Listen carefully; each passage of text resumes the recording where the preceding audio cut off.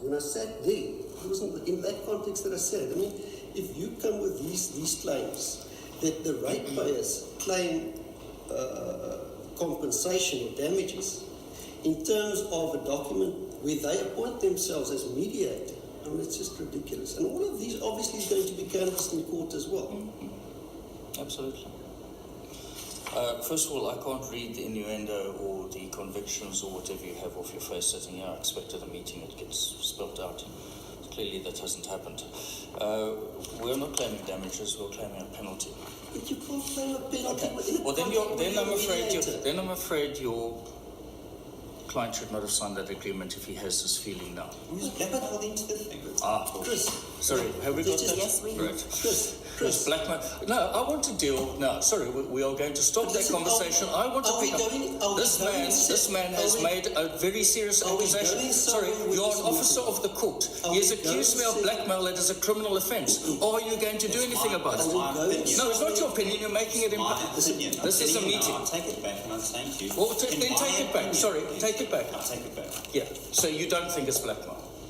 Chris, my opinion. Chris, can I respond to that? Whether or not... Sorry, you make an opinion about something. Chris, The newspapers have been full about what is actual and factual and what is... Steve. No, you didn't. You came from a high departure. Please, everyone, just stop. Just tell us, where is this meeting going?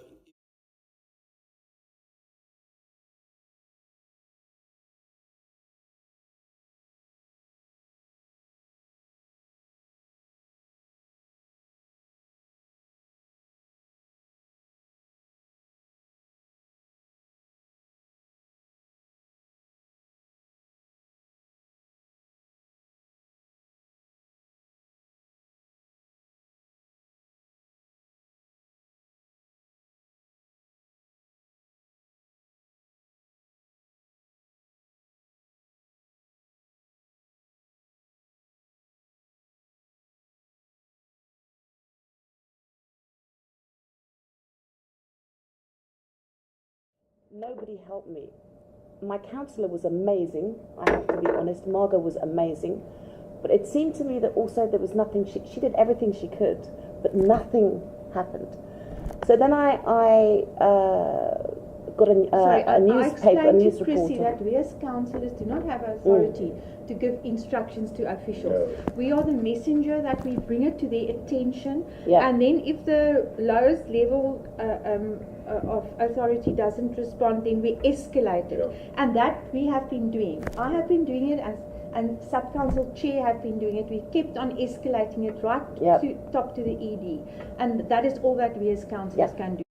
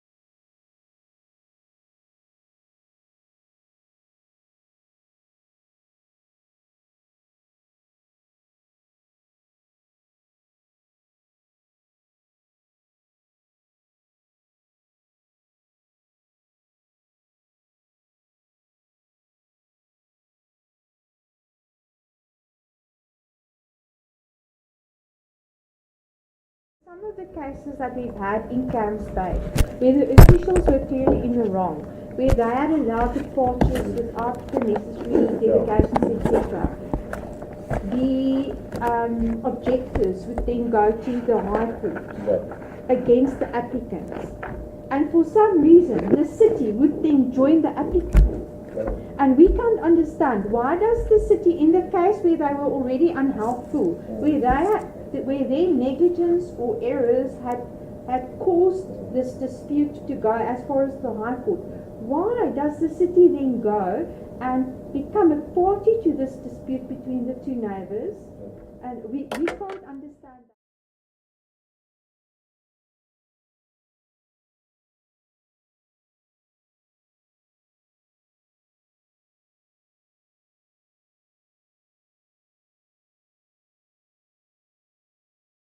can say, sorry, we're not a party to this, we deny the contents of your affidavit, and that's it. They don't have to actually go and defend.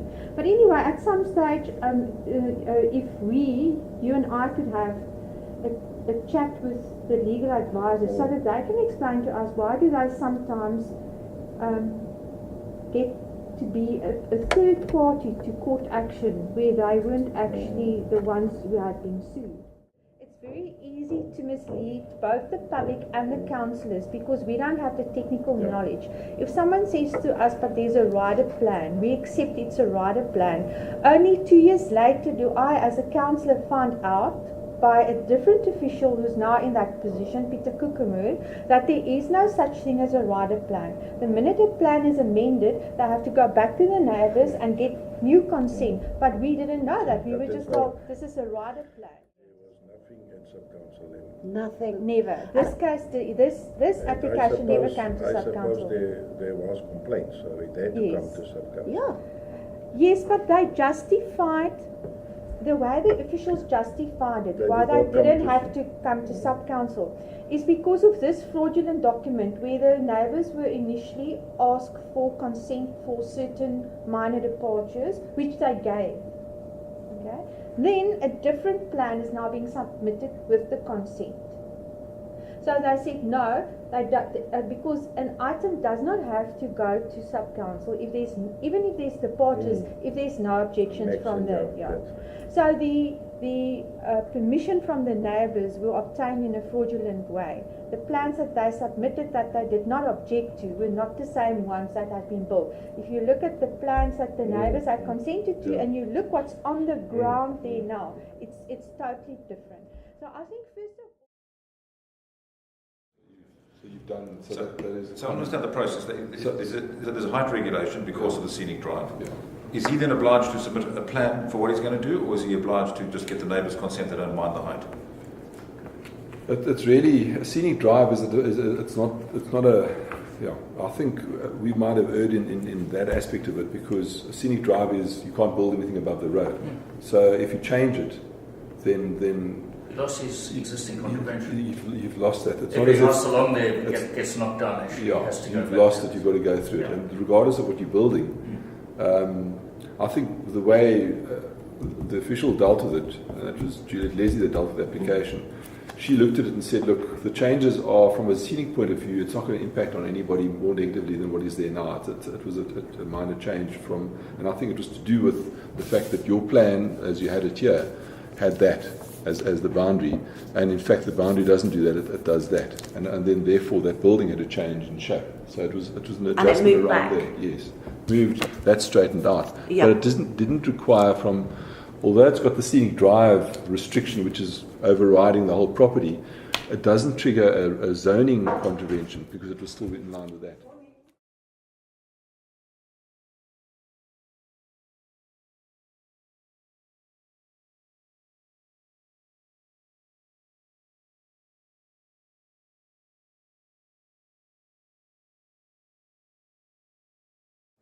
Not the approved No, plans. Let's just talk The signed approved plans plans. are the ones That's we number- signed. that's Approved plan plans number are the two. ones you. Where's the original? We got number one. I've got the original. Here's the original. Okay.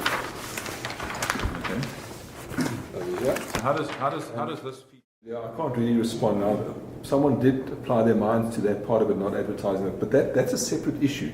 That was the approval. Is it a separate issue? No, It's not. It's let me just finish. It's Part part of of the it. It's part of a process. There was an approval of a plan that you signed off, which is wrong because it didn't refer to certain things, and it's got certain things that you're not happy with either. But Yeah. that was signed off, and that was which we are trying to get off.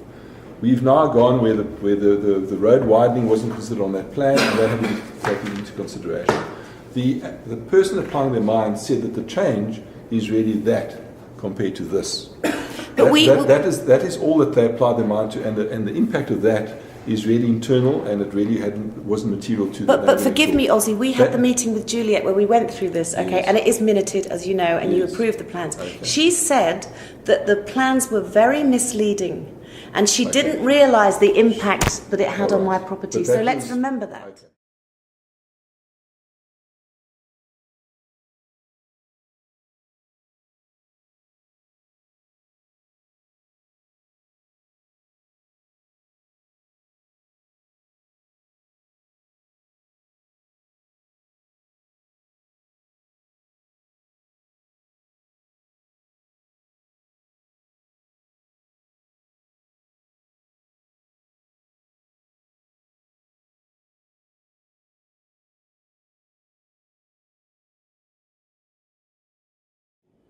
And he said, you can't judge the building until it's complete. I said, but I'm not judging the building, I'm just asking you, it's constructed as it is at the moment, illegal.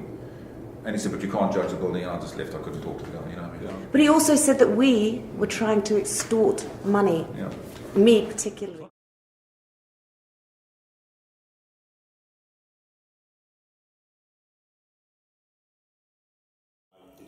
But be that as it may, Barry Farber assured us time and time again that your client's building to approved plans, which he wasn't. Okay, so that's the point. So you Also, might, he said you you'd might look feel back to that the approved case plans and is you so haven't. different, ours, this case, from Leicester's case, but the simple fact of that shows that it's very much the same. Okay, you never gave us those plans. We had to take it upon ourselves to get a land surveyor, and the differences from the as-built to the plans were clearing. Okay, so I disagree with you. That's yeah, well, We've now said Okay, there's a difference. all right. We'll Ozzy, you want to? We'll get back to you. Thanks a lot. Okay, thank you. Thanks, Ozzy.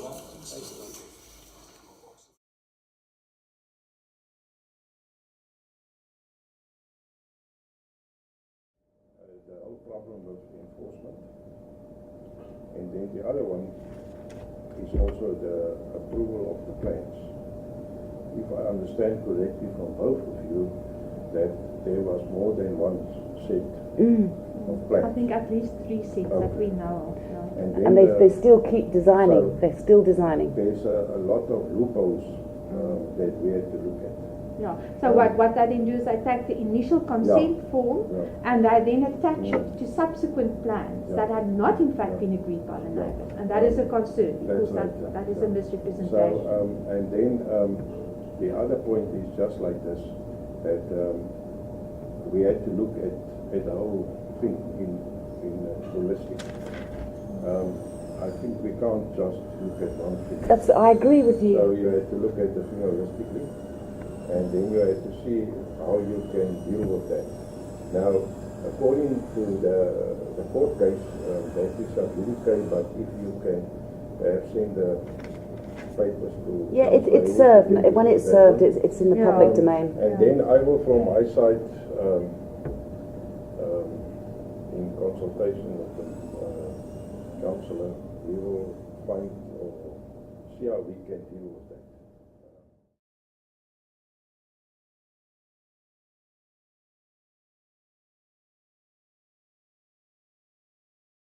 Okay, what happened was, this is a departure because this property is on a scenic route or drive. I don't know if it's a route or drive. I know that there are different... Scenic drive, yeah. Scenic drive, okay? And Because it's on a scenic drive, it needs special permission from the neighbours in terms of certain of the issues.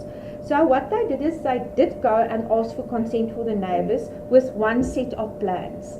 And the neighbours then came to an agreement and they agreed to that set of plans. But what they then did is, later on, they supplanted that set of plans with a different set of plans. It wasn't that much different. Based on our signatures. Yeah, but based on their signatures on a separate document. But then the plan that was then approved was different from the one where the neighbours had agreed. Now, but not just that. Ozzy Gonzalez had empowered himself to give a height departure. To give a height departure. A height departure. With no correspondence to anybody. Yeah, Called it didn't go technical. to sub-council or anything. No, it didn't. Nothing. None of this. This item had never served. This item had never served before sub-council. We were never notified of it. It didn't come to us for departures or anything. Nothing. It was done in a devious way. Now, what?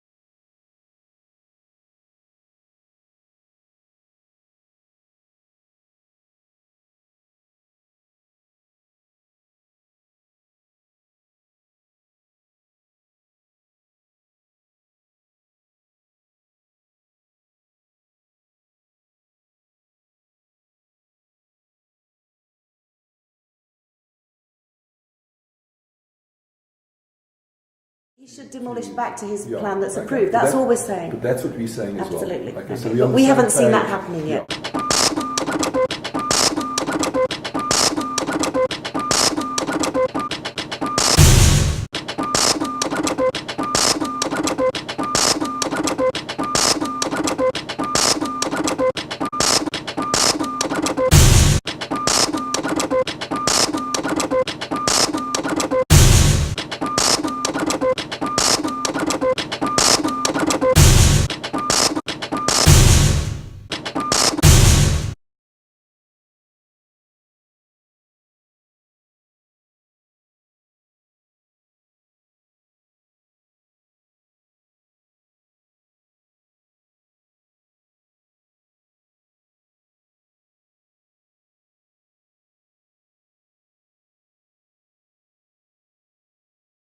I happen to know very many of the officials who are within the employ of the city.